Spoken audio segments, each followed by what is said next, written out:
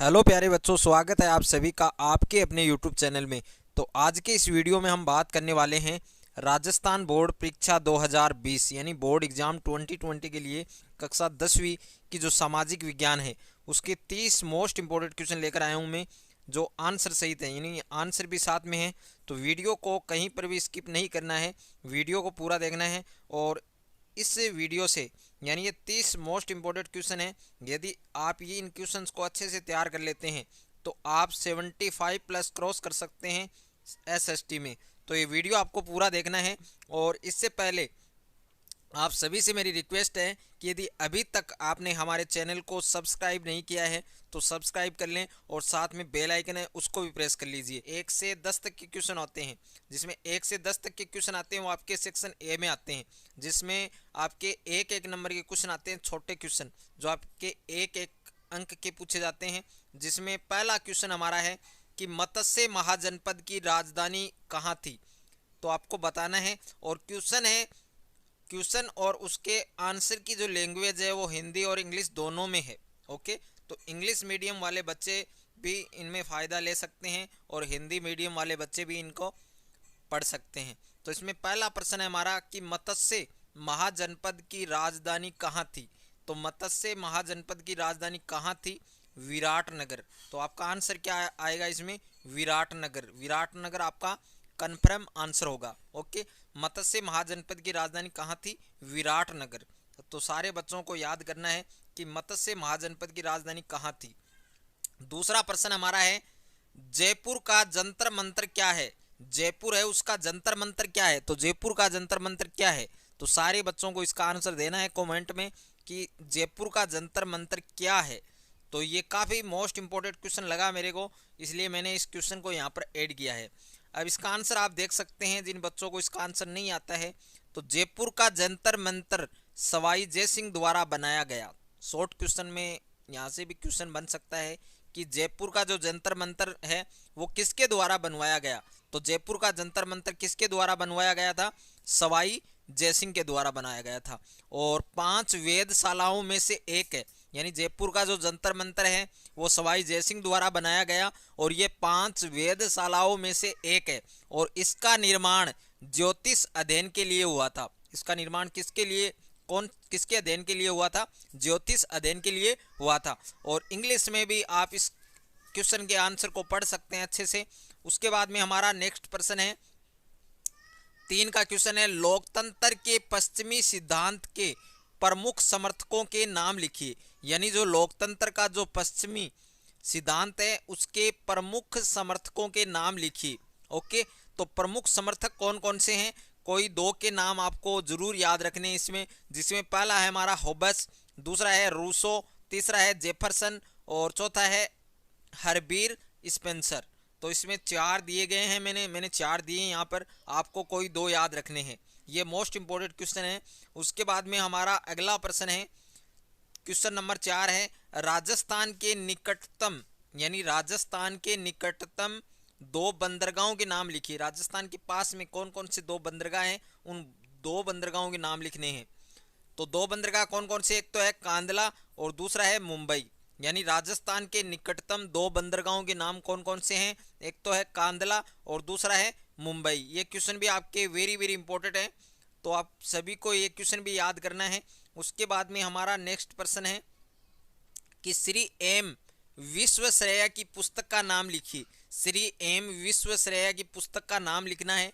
तो ये क्वेश्चन भी आपके मोस्ट इंपॉर्टेंट क्वेश्चन में से हैं, तो सारे बच्चों को इस क्वेश्चन का आंसर याद करना है। तो इस क्वेश्चन का आंसर क्या होगा आपके? Plan economy of India. यानी श्री एम विश्वेश्वरैया की पुस्तक का नाम क्या है? Plan economy of India. तो ये वाला क्वेश्चन भी आपको अच्छे से याद करना है। उसके बाद में हमारा नेक्स्ट प्रश्न है प्रति व्यक्ति आय से क्या तात्पर्य है। यानी जो प्रति व्यक्ति आय है उससे हमारा क्या अभिप्राय है, उसे आप क्या समझते हैं, उसकी क्या परिभाषा है। तो प्रति व्यक्ति आय की क्या परिभाषा है, तो मैं बता देता हूं आपको कि प्रति व्यक्ति आय किसे कहते हैं। तो इसकी परिभाषा राष्ट्रीय आय को कुल जनसंख्या से भाग देने पर, यानी जो राष्ट्रीय आय है उसको कुल जनसंख्या से भाग देने पर प्राप्त जो आय है उसको हम क्या बोलेंगे? प्राप्त जो इनकम है उसको हम क्या बोलेंगे? प्रति व्यक्ति आय बोलेंगे। तो ये प्रति व्यक्ति आय है। उसके बाद में हमारा नेक्स्ट प्रश्न है और काफ़ी इंपॉर्टेंट क्वेश्चन है कि अंतिम वस्तुएं कौन सी होती हैं। अंतिम वस्तुएं किसे कहते हैं, अंतिम वस्तुएं कौन सी होती हैं? तो वे वस्तुएं जो उपयोग के लिए उपभोक्ताओं तक पहुंचती हैं, वह उसका अंतिम उपभोगकर्ता होता है, उसे क्या कहते हैं? अंतिम वस्तुएं कहते हैं।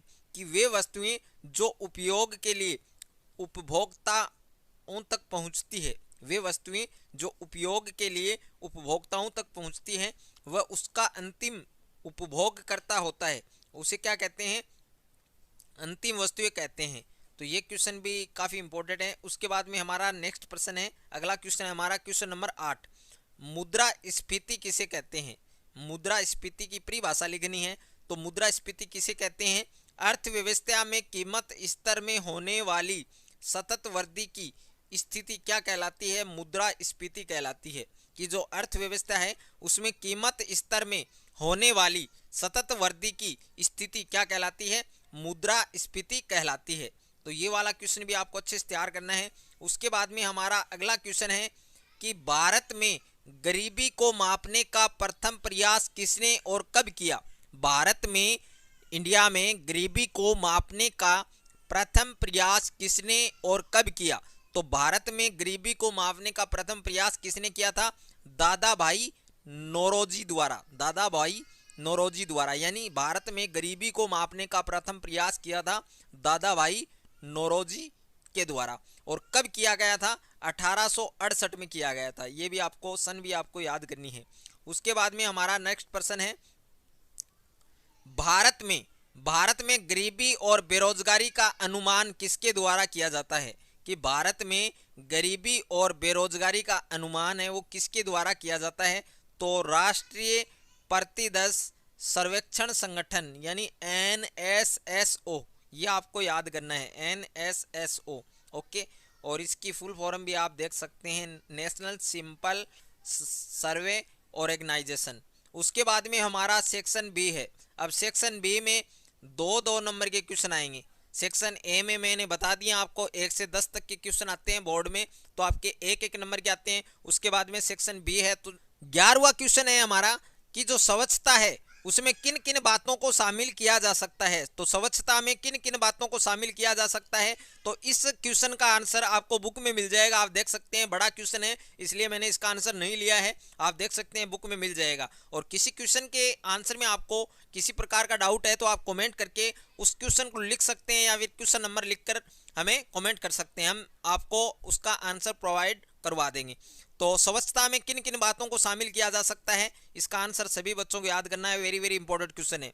उसके बाद में 12वां प्रश्न है हमारा, स्वर्णिम चतुर्भुज महाराजमार्ग क्या है? वेरी वेरी इंपॉर्टेंट क्वेश्चन है, पक्का आएगा एग्जाम में, 2 या 3 नंबर आपको पक्का ये क्वेश्चन दिला सकता है। तो सारे बच्चों को इस क्वेश्चन का आंसर याद करना है कि स्वर्णिम चतुर्भुज महाराजमार्ग क्या है, या फिर इस पर टिप्पणी पूछ सकता है। तो इस क्वेश्चन का आंसर सभी बच्चों को याद करना है। अगला क्वेश्चन है हमारा, लिंगानुपात किसे कहते हैं? लिंगानुपात की परिभाषा याद करनी है और शहरीकरण की कोई 2 समस्याएं लिखनी है। लिंगानुपात किसे कहते हैं और शहरीकरण की कोई 2 समस्याएं लिखिए, ये भी आपके मोस्ट इंपोर्टेंट क्वेश्चन है। उसके बाद में हमारा नेक्स्ट प्रश्न है, राजस्थान के हस्तशिल्प उद्योग पर प्रकाश डालिए। राजस्थान के हस्तशिल्प उद्योग पर आपको प्रकाश डालना है, वेरी वेरी इंपॉर्टेंट क्वेश्चन है। उसके बाद में हमारा नेक्स्ट प्रश्न है, 15 का क्वेश्चन है, और किन्हीं 2 प्रमुख भूगर्भिक युगों की शैली में कोयला पाया जाता है, उनके नाम लिखिए। यानी किन 2 प्रमुख भूगर्भिक युगों की शैली में कोयला पाया जाता है, उनके नाम लिखिए। तो ये क्वेश्चन भी आपके काफ़ी मोस्ट इंपॉर्टेंट क्वेश्चन है और एग्जाम में आ सकता है। उसके बाद में हमारा नेक्स्ट प्रश्न है 16 का, नरमा से आप क्या समझते हैं? यानी नरमा की परिभाषा लिखनी है और अमेरिकन कपास की कोई 2 विशेषताएं लिखिए। नरमा से आप क्या समझते हैं और अमेरिकन कपास की कोई 2 विशेषताएं लिखनी है। तो 2 विशेषताएं आपको याद करनी है।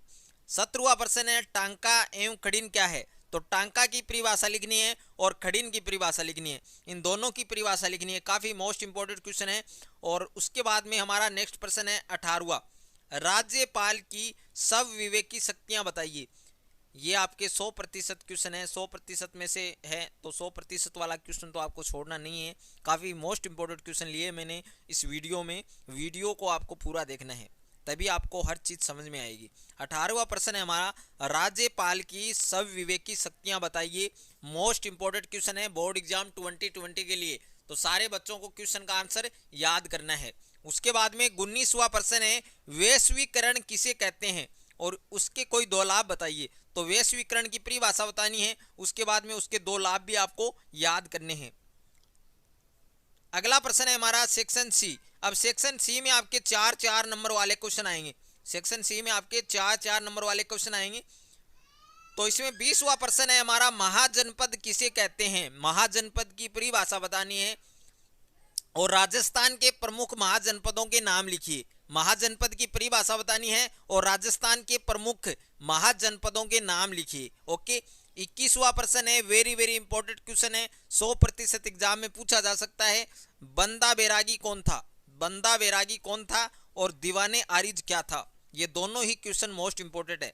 या तो पूछ सकता है कि बंदा बैरागी कौन था, या क्वेश्चन पूछ सकता है दीवाने आरिज क्या था, या दोनों भी पूछ सकता है। तो दोनों ही आपको अच्छे से याद करने हैं। 22वां प्रश्न है हमारा, औद्योगिक क्रांति के 4 परिणाम लिखिए। औद्योगिक क्रांति है, उसके 4 परिणाम लिखने हैं आपको, 4 नतीजे लिखने हैं। तो औद्योगिक क्रांति के 4 परिणाम आपको याद करने हैं। 23वां प्रश्न मोस्ट इंपोर्टेंट क्वेश्चन है, प्रत्यक्ष लोकतंत्र और अप्रत्यक्ष लोकतंत्र से आप क्या समझते हैं। एक तो है प्रत्यक्ष लोकतंत्र और एक है अप्रत्यक्ष लोकतंत्र, यानी डायरेक्ट डेमोक्रेसी और इनडायरेक्ट डेमोक्रेसी। तो इन दोनों में अंतर भी पूछ सकता है और दोनों की परिभाषा भी पूछ सकता है। 24 का क्वेश्चन है हमारा, कौशल विकास से आप क्या समझते हैं और स्वदेशी की अवधारणा को स्पष्ट कीजिए। यानी कौशल विकास जो स्किल डेवलपमेंट होता है, कौशल विकास से आपकी क्या समझते हैं, उसे आपका क्या अभिप्राय है। यानी कौशल विकास की परिभाषा पूछ सकता है और स्वदेशी की अवधारणा को स्पष्ट कीजिए। तो जो स्वदेशी की जो अवधारणा है उससे भी आपका क्या अभिप्राय है, उसे आप क्या समझते हैं। तो इस प्रकार का क्वेश्चन भी आपके आ सकता है एग्जाम में। 25वां प्रश्न है, संस्थागत और गैर संस्थागत वित्तीय स्रोतों में अंतर लिखिए। एक तो है संस्थागत और एक है गैर संस्थागत वित्तीय स्रोत हैं, इनमें आपको अंतर याद करना है। मोस्ट इंपोर्टेंट क्वेश्चन है और 4 अंतर आपको याद होने चाहिए इसमें। 26वां प्रश्न है, उपभोक्ता शोषण किस प्रकार रोका जा सकता है। उपभोक्ता जो शोषण है वो किस प्रकार हम रोक सकते हैं, किस प्रकार रोका जा सकता है। तो ये क्वेश्चन भी आपके मोस्ट इंपोर्टेंट क्वेश्चन है। उसके बाद में 27वां प्रश्न है हमारा, निम्न पर टिप्पणी लिखिए, जिसमें 2 क्वेश्चन दिए गए हैं। पहला है साइमन कमीशन और दूसरा है भारत छोड़ो आंदोलन। निम्न पर टिप्पणी लिखिए, तो पहला है साइमन कमीशन और दूसरा है भारत छोड़ो आंदोलन। ये क्वेश्चन भी आपके मोस्ट इंपोर्टेंट है। उसके बाद में 28वां प्रश्न है हमारा, 28वां क्वेश्चन याद करना है आपको, केंद्रीय मंत्रिमंडल की शक्तियों का वर्णन कीजिए। केंद्रीय मंत्रिमंडल की शक्तियों का वर्णन कीजिए और इसके अथवा में जो क्वेश्चन दिया गया है वो क्वेश्चन भी आपके मोस्ट इंपोर्टेंट क्वेश्चन है।